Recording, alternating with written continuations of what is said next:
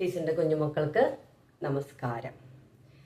നമ്മളുടെ വ്യഞ്ജനാക്ഷരങ്ങൾ നമ്മൾ പഠിച്ചുകൊണ്ടിരുന്ന സമയത്ത് ഈ അക്ഷരങ്ങൾ ടീച്ചർ ഇത് കാണാലോ അല്ലേ? ഇത് ഏതൊക്കെ അക്ഷരങ്ങളൊന്ന് പറഞ്ഞ്. ങ, ഫ, ഥ, ഡ, ഠ അല്ലേ? ഇത്ര അക്ഷരങ്ങൾ നമ്മൾ പഠിച്ചതിൽ ആ ക്ലാസ്സിൽ നമ്മൾ ചിഹ്നങ്ങൾ ചേർത്ത് എഴുതിയില്ല. ചിഹ്നങ്ങൾ, സ്വരാക്ഷരങ്ങളുടെ ചിഹ്നങ്ങൾ ചേർത്ത് ഈ അക്ഷരങ്ങൾ നമ്മൾ എഴുതി പോയിട്ടില്ല. അതും കൂടെ എഴുതി പോയാൽ ചിലപ്പോൾ ആ ക്ലാസ് കുറച്ചും കൂടെ ലോങ് ആവും. നിങ്ങൾക്ക് പഠിക്കേണ്ട കാര്യങ്ങൾ പഠിക്കാൻ ചിലപ്പോൾ ലോങ് ആയി പോകുന്നതുകൊണ്ട് ചിലപ്പോൾ പറ്റിയെന്ന് വരില്ല. അതുകൊണ്ടാണ് ടീച്ചർ ആ ക്ലാസ്സിൽ ഈ അക്ഷരങ്ങൾ ചിഹ്നങ്ങൾ ചേർത്ത് എഴുതാതിരുന്നത്. അപ്പം നമുക്ക് ഇന്ന് ഈ 5 അക്ഷരങ്ങൾ സ്വരാക്ഷരങ്ങളുടെ ചിഹ്നങ്ങൾ ഉപയോഗിച്ച് നമുക്ക് എങ്ങനെയാണ് അത് ഉച്ചരിക്കുന്നത് എന്നുള്ളതും എഴുതുന്നത് എന്നുള്ളതും എഴുതാം. ഓക്കെ, വായ. അപ്പൊ ആദ്യം നമുക്ക് ങ എടുക്കാം. ങ, ങ, ങ,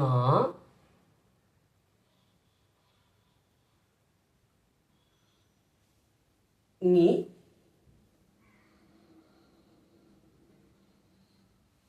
ങീ, ങീ,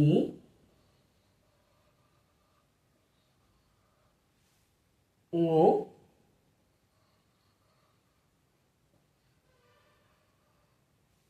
ങൂ,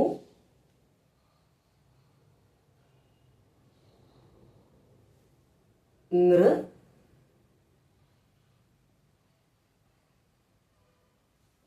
ങേ,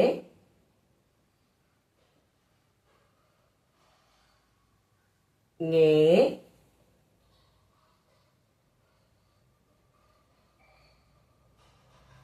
ങൈ,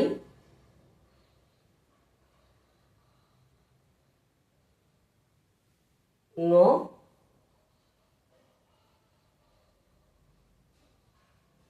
ങോ,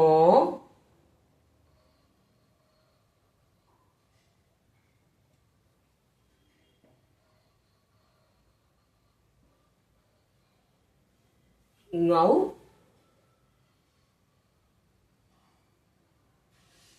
ങം,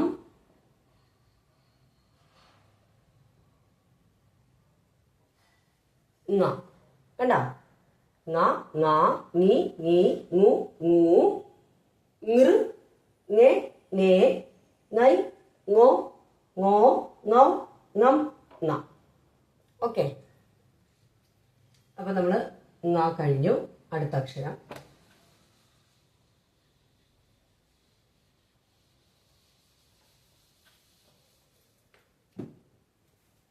ഭ. എന്താണ്? ഭ. ഭ. നമ്മള് ഭ എന്ന് പറഞ്ഞില്ലേ? ഭ. ഭ, ഭ, ഭി,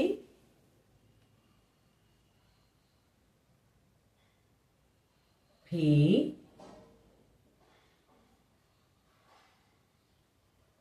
ഭു,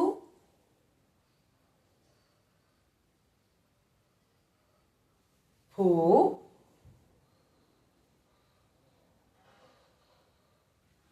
ഭ,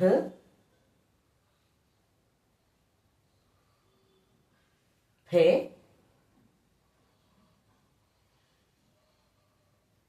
ഭേ,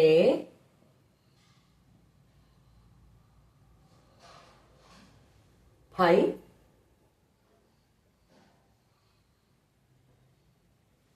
ഭോ,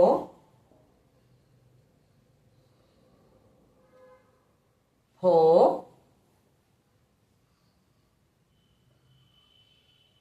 ഭൗ, ഭം, ഭ. കേട്ടോ? ഭ, ഭ, ഭി, ഭി, ഭു, ഭൂ, ഭൃ, ഭേ, ഭൃ, ഭൃ, ഭേ, ഭേ, ഭൈ, ഭോ, ഭോ, ഭൗ, ഭം, ഭ. ഓക്കെ,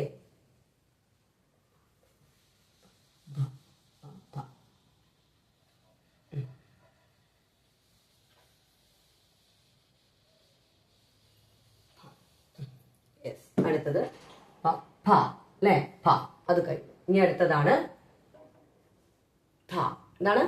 ഥ. ഥ. ഒരു മിനിറ്റ്. ഥ, ഥ, ധി, ധി,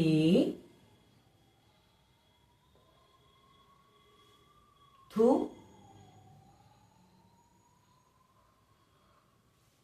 ധു,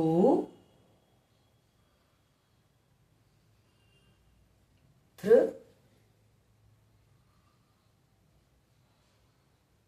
ധേ, ധേ,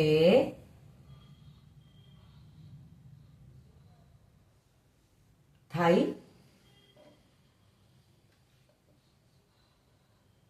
ഒരു മിനിറ്റ് ഉണ്ടോ, thൈ,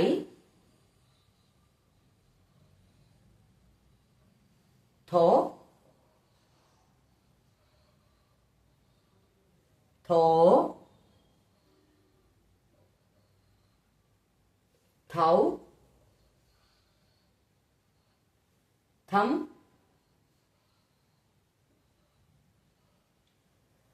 ഥ. ഥ, ഥ, ധി, ധി, ധു, ധു, ധൃ, ധേ, ധേ, thൈ, thോ, thോ, thൗ, thം, ഥ. ഓക്കെ. അപ്പോ ഥ കഴിഞ്ഞു.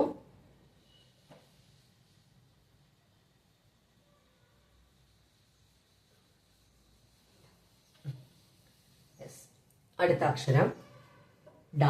എന്താണ്? ഡ. ഡ, ഡാ, ഡി, ഡി, ഡു, ഡു, ഡൃ, ഡേ, ഡേ, ഡൈ, ഡോ, ഡോ, ഡൗ, ഡം,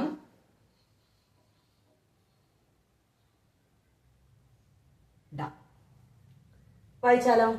ഡ, ഡാ, ഡി, ഡി, ഡു, ഡു, ഡൃ, ഡേ, ഡേ, ഡൈ, ഡോ, ഡോ, ഡൗ, ഡം, ഡ. ഓക്കെ. അടുത്ത അക്ഷരത്തിലേക്ക് പോവാം. അപ്പൊ നമ്മൾ ഡ വരെ കഴിഞ്ഞു.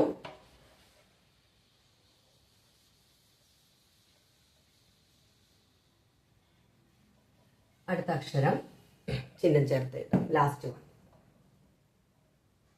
ഓക്കെ. ധ, ധ, ധി, ധി,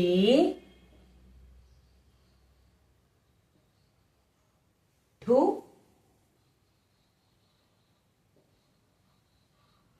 ധു,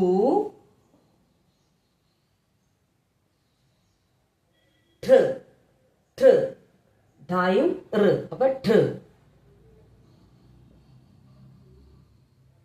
ഠേ, ഠേ,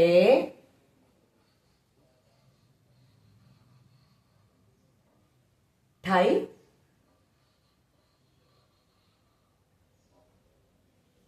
ഠോ,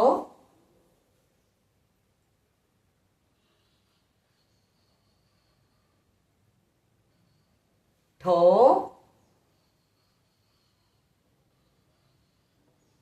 ഠൗ,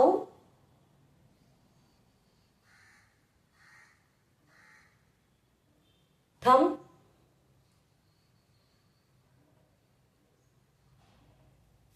ഥ. കിട്ടിയോ? ഥ, ഥ, ഥി, ഥീ, ഥു, ഥൂ, ഥൃ, ഥൃ, ഥേ, ഥേ, thൈ, ഥോ, ഥോ, ഥൗ, ഥം, ഥ. ഓക്കെ അല്ലേ? അപ്പൊ നമ്മള് ഈ 5 അക്ഷരങ്ങൾ ഉപയോഗിച്ച് ചിഹ്നങ്ങൾ ചേർത്ത് എഴുതിയിട്ടുള്ള ഭാഗം കൂടെ കഴിഞ്ഞിരിക്കുകയാണ്. ഓക്കെ, ഇതുമായി ബന്ധപ്പെട്ട രീതിയിൽ വാക്കുകള്, വാക്യങ്ങള് ഒക്കെ നിങ്ങൾക്ക് നിങ്ങളുടെ സ്റ്റോറി ബുക്കിലോ ന്യൂസ് പേപ്പറിലൊക്കെ നിങ്ങൾക്ക് കാണാൻ പറ്റും. അങ്ങനെയുള്ളത് വരുമ്പോൾ മനസ്സിരുത്തി പതിയെ പതിയെ വായിച്ചിട്ട് കൂട്ടി ചേർത്ത് വായിക്കാനായിട്ട് ശ്രമിക്കുക. ഓക്കെ, ബുദ്ധിമുട്ടുള്ള കാര്യങ്ങൾ ഒരല്പം സമയമെടുത്ത് എന്ത് ചെയ്യണം? അത് പ്രാക്ടീസ് ചെയ്യണം. മനസ്സിലായോ? ട്രൈ ചെയ്യണം. അപ്പോൾ കൂടുതലായിട്ട് ട്രൈ ചെയ്യുമ്പോൾ നമുക്കത് മനസ്സിൽ പതിയും, നമുക്കത് കിട്ടും. ഓക്കെ, നന്നായിട്ട് പഠിക്കാൻ മലയാളം വായിക്കാനും പഠിക്കാനുമായിട്ട് ഉറക്കെ പറഞ്ഞ് എഴുതി പഠിക്കണം. ഉറക്കെ പറഞ്ഞ് എഴുതി പഠിക്കണം. പേരൻസോ ആരെങ്കിലും ഉണ്ടെങ്കിൽ കറക്റ്റ് ചെയ്യാൻ വേണ്ടിയിട്ട്, അവർ കറക്റ്റ് ചെയ്യാൻ വേണ്ടിയിട്ട് തെറ്റ് പറയണ്ട. ടീച്ചറിൻ്റെ കുഞ്ഞുമക്കൾ അങ്ങനെ ചെയ്യില്ല, ടീച്ചറിന് ഉറപ്പാണ്. എന്നാലും തെറ്റെങ്ങാനും വന്നു പോയാലോ, അപ്പം അത് കറക്റ്റ് ചെയ്യാനായിട്ടാണ് ഉറക്കെ പറഞ്ഞ് എഴുതി പഠിക്കണം. അതുകൂടാതെ സ്കൂളിൽ പഠിക്കാനുള്ള കാര്യങ്ങൾ പഠിച്ചോ, അതിന് പുറമെ ഒരു 15 മിനിറ്റ് മലയാളം വായിക്കാനും എഴുതാനും ഒക്കെ ആയിട്ട് സമയം മാറ്റി വയ്ക്കുക.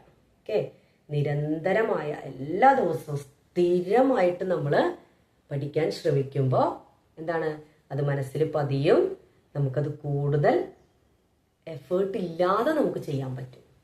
നമ്മൾ ഇടയ്ക്ക് വല്ലപ്പോഴും ഇന്ന് ചെയ്തു, പിന്നെ 10 ദിവസം കഴിഞ്ഞാണ് നമ്മൾ മലയാളം വായിക്കണമെങ്കിൽ ആകെ കൺഫ്യൂഷൻ ആവും അല്ലേ? അപ്പൊ എന്ത് ചെയ്യുക? ഇന്ന് ചെയ്യുക, നാളെ ചെയ്യുക, മറ്റന്നാൾ ചെയ്യുക, പിറ്റന്നാൾ ചെയ്യുക, അങ്ങനെ എല്ലാ ദിവസവും കണ്ടിന്യൂസ് ആയിട്ട് 15 മിനിറ്റ്, വെറും 15 മിനിറ്റ് മാറ്റി വെച്ചാൽ മതി. ഓക്കെ, അപ്പൊ തന്നെ നമുക്ക് പഠിക്കാൻ എളുപ്പമാവും, ഈസി ആവും. ഓക്കെ, എന്നിട്ട് വായിക്കാൻ പഠിക്കുക, എഴുതാൻ പഠിക്കുക. ഇന്നത്തെ ക്ലാസ് കഴിഞ്ഞു. നന്ദി, ശുഭദിനം.